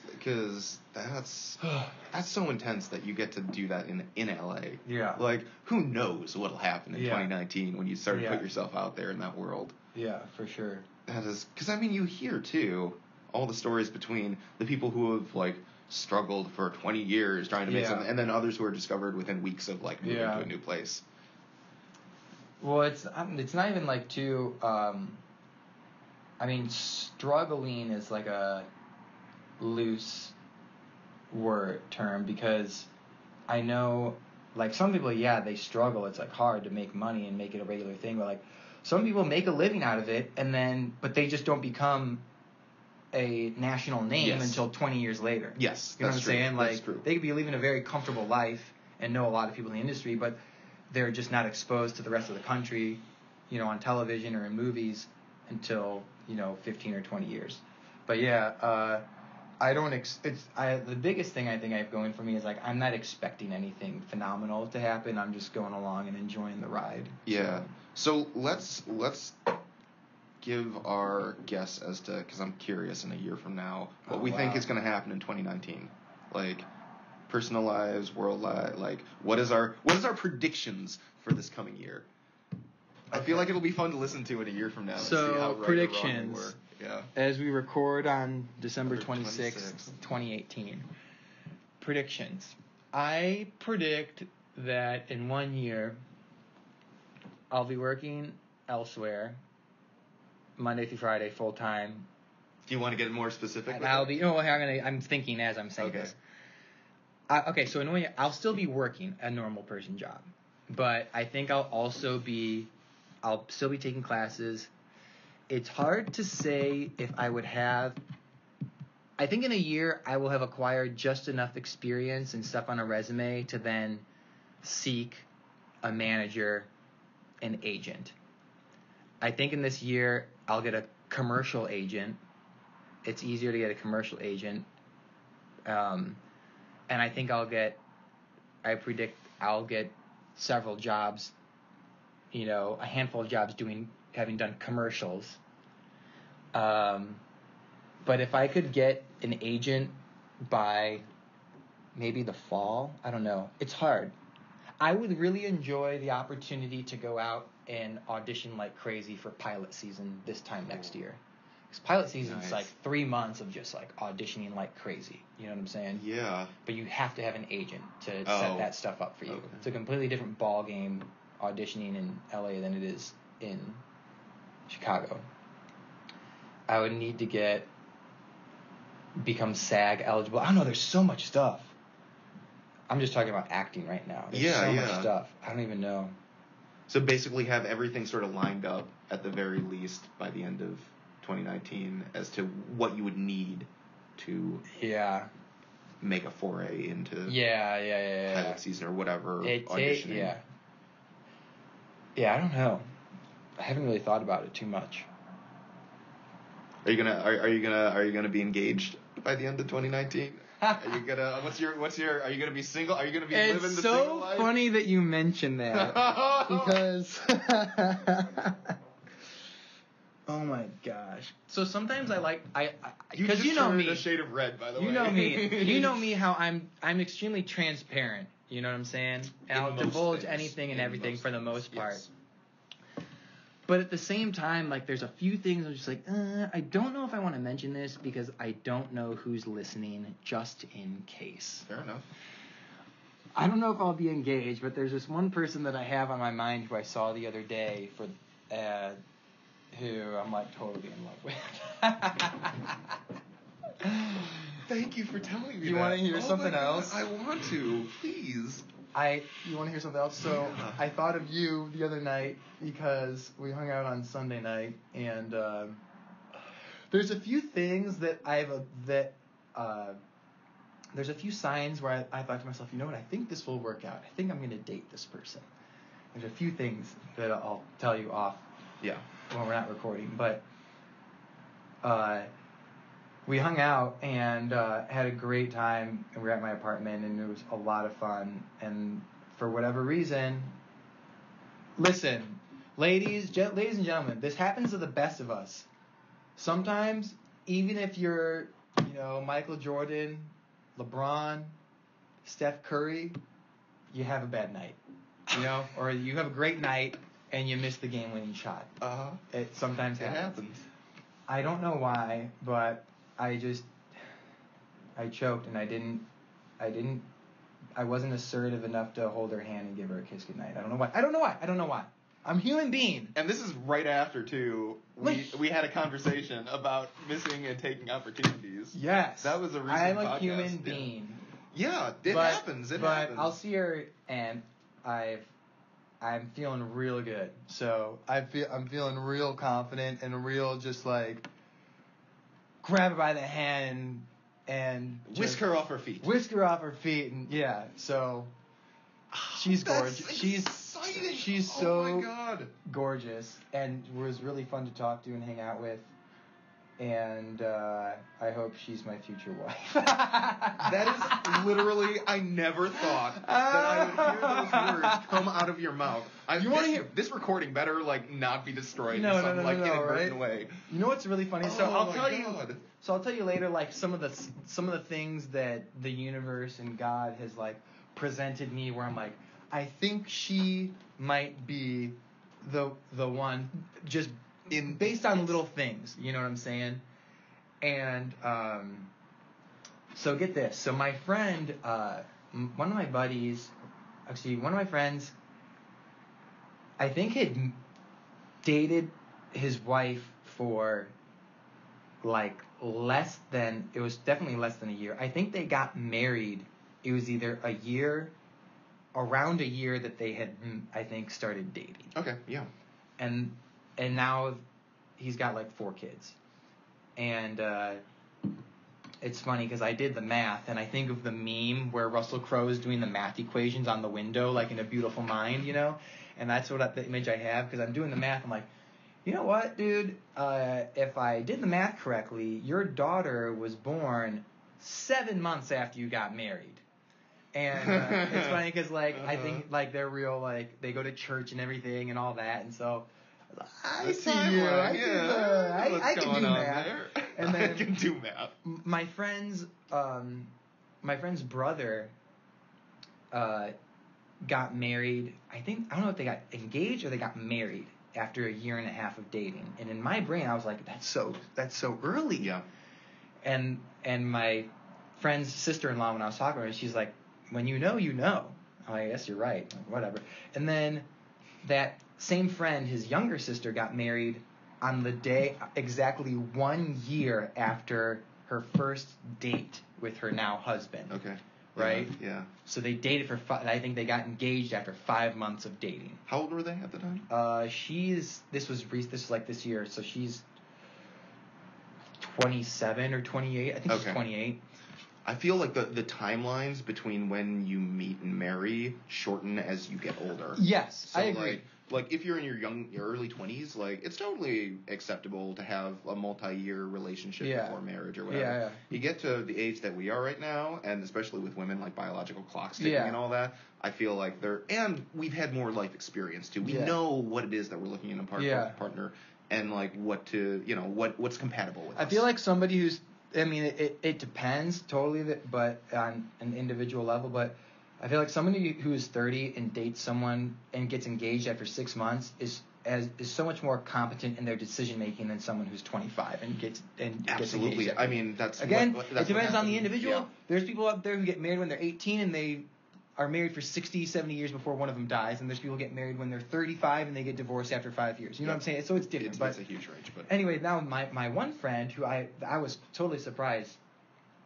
I was making a joke of it because I saw him a few months before I moved, because that's when he told me that his sister got married after such a short time, and I'm talking with him and his parents, and he's like, yeah, I'm dating someone, we met online, and it's been great, and we've been dating for, I don't know, like 5 months or 6 months, I have no idea, I can't remember, but he texted me the other day, he's like, hey, we're engaged, because I was joking with him, like, hey, when's the 1 year mark, because you got to match your sister and get married on the date, on the 1 year anniversary of your first date. Yep. And he's engaged, and I was like, I guess when you know, you know. Like, Anyway, coming back full circle, I don't know if I'll be engaged, but this is so weird talking about. But I can tell you're uncomfortable. I'm just trying to think how to formulate my It requires thoughts. precise language, I understand. I can see myself if we date, I think it'll happen. Just like, if I get this apartment, like, no, the universe has conspired that you will get this apartment. Mm-hmm. You know what I'm saying? Mm-hmm.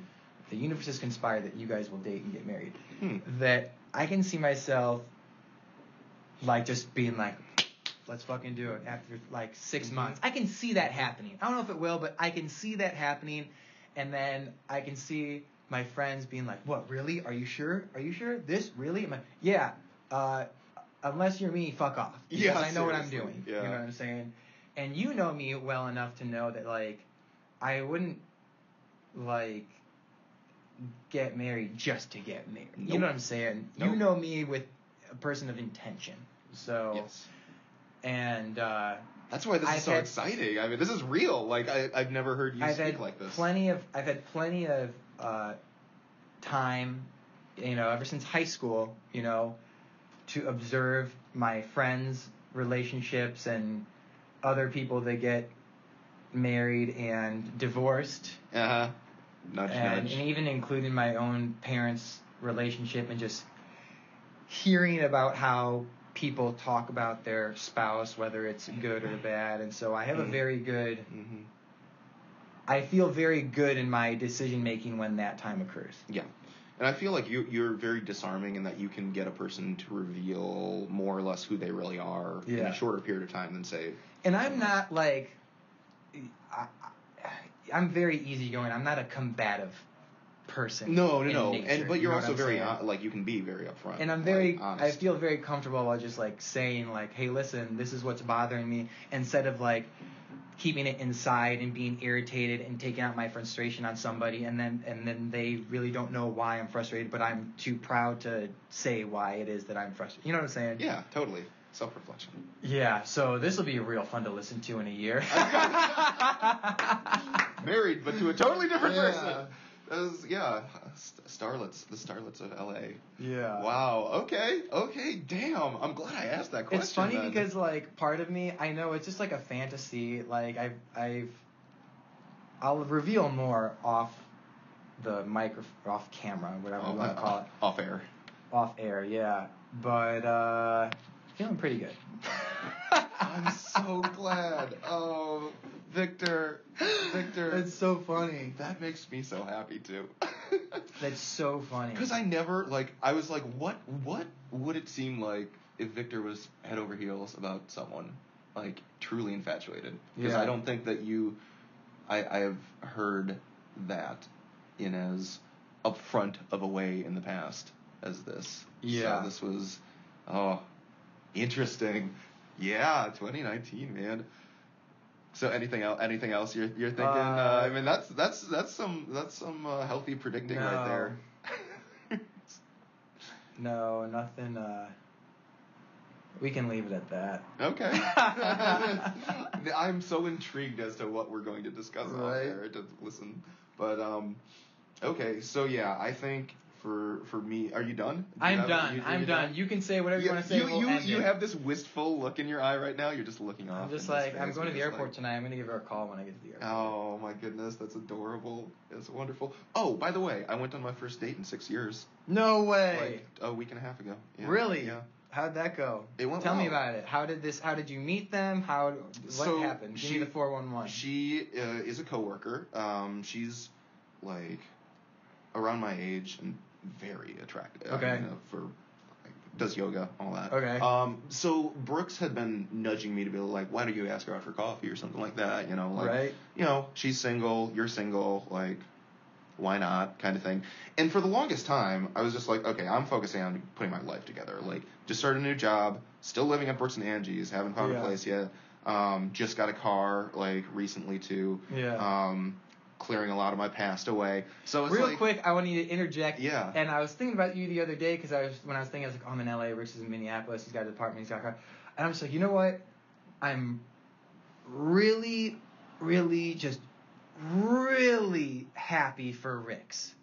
I was just like, man, I'm so happy. Like, what an amazing turn of events between now and, even as early as, 2013. Yeah. Like, man, especially the last couple of years. Oh my God. I'm so happy. Continue. Well, yeah, and just on that, I will say, like, I've just been, and I had mentioned this earlier, that I've been reflecting on just all that had happened, but the other component of that is, like, having the people in my life that I did for that hellish period of, 4 years, 5 years, whatever. I'm like, every single relationship that I had sort of shaped, the universe conspiring to place me where I am in this particular moment. And it's like, I'm just so blessed. Like, I don't say that casually, but I feel blessed. Dude, I was thinking about that the other day, and how people fucking hashtag blessed. And I'm like, you guys, it's so annoying. It's so annoying. But I took a moment the other day and I was reflecting and I was like, wow, like, I am truly blessed. Yeah. Like, where I'm living, what I'm doing, the people I'm meeting, and it just threw me back, like, the journey you've been on, too. I mean, really the universe conspiring to give us joy in life right now, which is something that I was dancing in my apartment. I was so happy like a week ago because it had gotten to that point where I had put enough of my life together that I was like, fuck it, I'm just going to ask her out on a date. And so we normally would talk during the day or whatever. Because I do the front desk, occasionally she would come up and we chat or whatever. So on this particular day, it was like a Thursday or something, Wednesday, and she comes up and we end up talking for like 45 minutes. And this is towards the end of the day too. So 45 minutes of not doing work, like for me is, that's not technically okay, but we were just talking, and it was like, we do that occasionally, and so at the end of the conversation, just like, okay, fuck it, like, we have these sort of extended conversations at work. Do you want to go out and get coffee on Saturday? Like, or like, it was something to that extent, is, what are you up to on Saturday? And she said, nothing. And so she said yes, and, like, coffee Saturday morning, and I always love, I think we talked about this way back in a previous episode, about morning dates versus night dates or whatever, like the morning type dates, where I'm always more fascinated to see what a person is like in the morning than in the evening, because I feel like whether you're hungover or whether you're like, whatever, tired, like not a morning person, you tend to be a little more honest in the morning, especially people who aren't morning people. I feel like at night, it's like, okay, I'm in date mode. Yes, and you whereas put on in the morning, you're just like, hey, I'm just me. I'm me, exactly. And so I'm always preferential to that. But I'm thinking, like, coffee. Okay, well, that's kind of, it's about as safe as, because if you ask a colleague out on a date who you work with in the same department area. It's a different ball game. It's a different ball. So you gotta tread lightly. Yeah. You don't want to, like, burn any bridges, especially. You want to take your time, set up a solid foundation. Yeah. And so I'm like, coffee seems fine, whatever. And the night comes, Friday night comes, and it's for Saturday morning, and I'm thinking to myself, God, coffee's so lame. Like, because we were texting back and forth as to like where we would meet up between both of our places, and she's like, well, we have like 1 million caribou. I was like, I'm not fucking doing caribou. Yeah. Like, that is like, at the very least, I'm gonna find an interesting or unique place. Like, it's like one step below Starbucks. Let's go to Starbucks. Cool. You're generic. It's so generic. And so I thought about it for a couple of minutes, and I'm like, you know what? Like, how do you feel about calling an audible? Let's get drinks in the morning. Let's go. Wow. Serves drinks. Wow. And so she's like, okay, where are you thinking? The best of both worlds, man. And I'm like, with alcohol. Little brunch, little mimosas going on. And so there's this place that she went to called People's Organic. And so she gave me two options. She gave me one, which was like a traditional pub, and then this other one, this like People's Organic, which everything is super healthy or whatever. And like, well, I've never been to an organic restaurant. I told her that. She's like, well, yeah, I guess the pub sounds like safer. I'm like, no, I'm saying I love adventures. Like, let's do something that I would not do on a normal basis.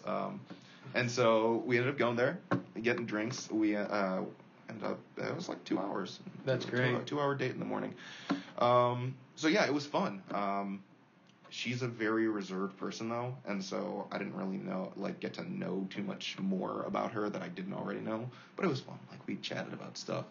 I filled her in on my past too. I feel like if I'm gonna ask someone out on a date, I'll be upfront with like the baggage that I carry. Yeah. So my question was like, what do you know about me? Like, because I'm curious. I'm like, what do you know about me? And she didn't know I was divorced, so that was interesting. Wow. Which yeah. So I'm like, yeah.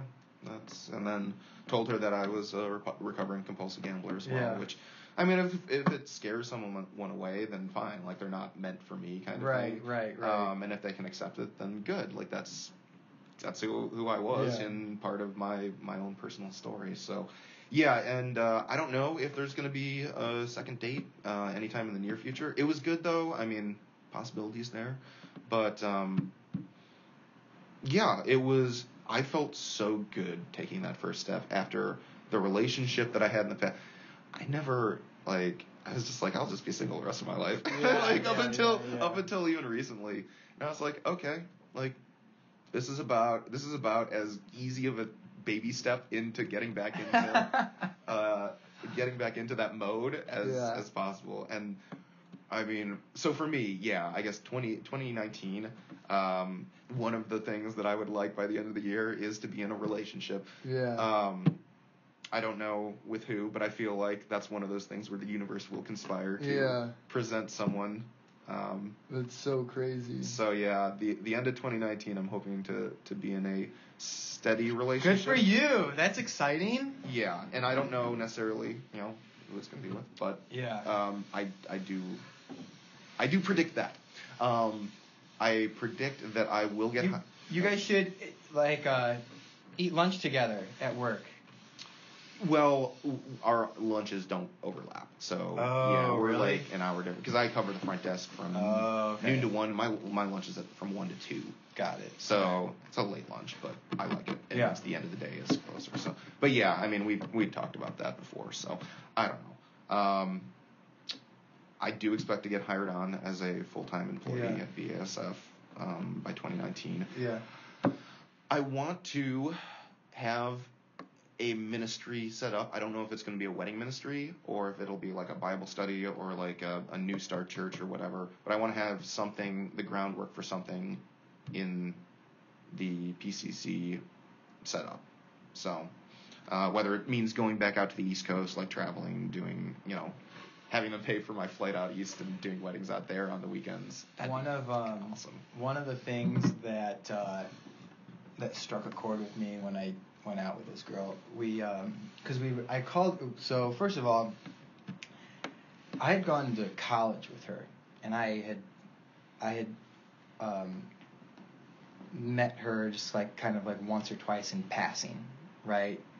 I was friends with some of her sorority sisters. I was good friends with some of her sorority sisters, and so when I came here to LA, I was like, I knew that she lived here. It's like I was gonna call her up, and once I get settled, and I'm asking different people, like, hey, do you have this person's phone number by chance? Like, no, and then I get to this other person, and I'm like, hey, do you have this person's phone number? And she's actually like, yeah, I don't know if it's still her number, but this is from college. I haven't talked to her since then, so here. So, because I'm trying to think, like, what's the best chance I have of getting a response? I don't want to just, like, try and slide into the DM. I was wondering. Or, like, text her. Yes, totally. One of my friends was like, I only have her email address. You can send her an email. I'm like, oh, we're 30. That's totally acceptable. Yep.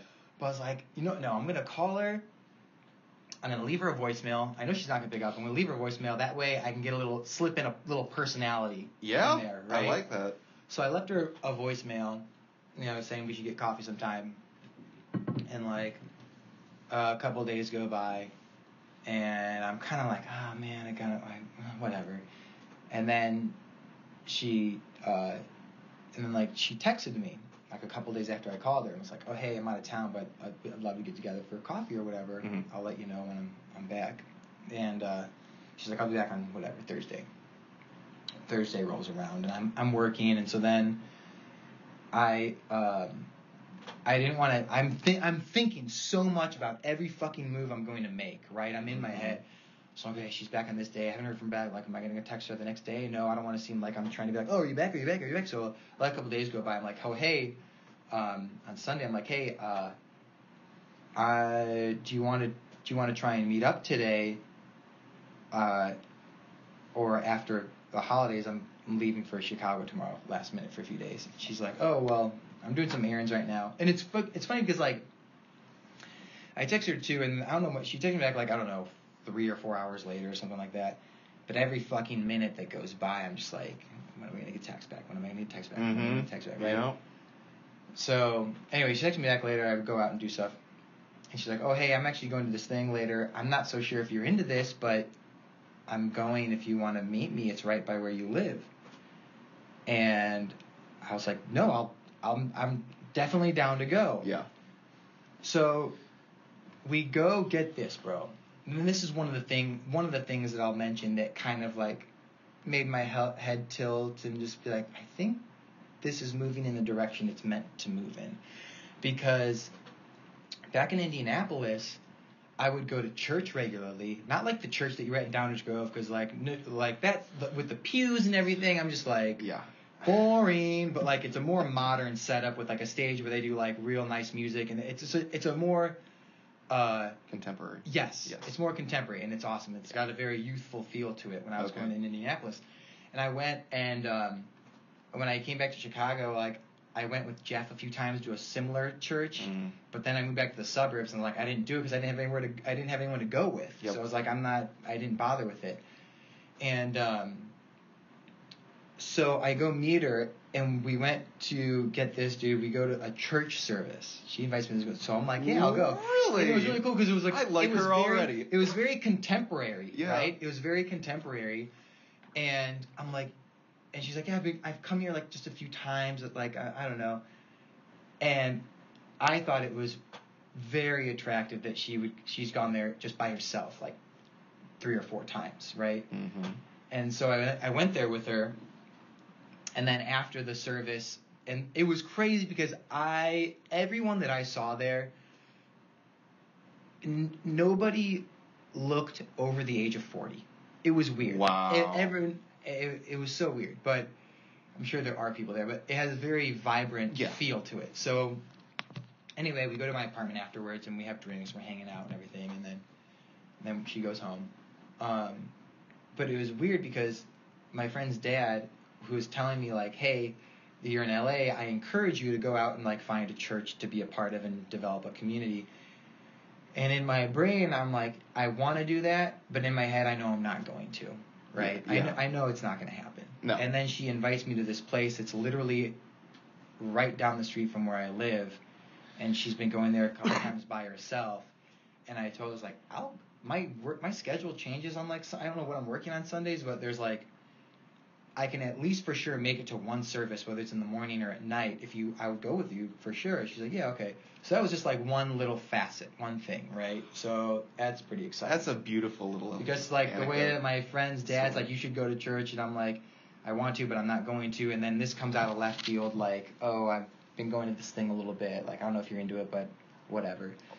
And so it's funny how those pieces just align that way. Wow, that's man, that's exciting. So I guess to round up my predictions, 2019, off our tangent, I will predict that I will have an agent for my book by then. Oh, yeah. I was thinking about that. Now that I'm kind of settled down, I've got my ministry that I'll be doing, but I also really need to get on that because I'm ready to start writing part 2. Like, I'm so curious as to what this next journey is. So is part 1, is it completely finished? You're just waiting you just want it published? I have just been procrastinating out of both, what is it? Not fear, but trepidation, I guess. How much different is it than the version I read a couple of years ago? It has certain parts have changed in substance, but I would say it is probably 90% the same. Okay.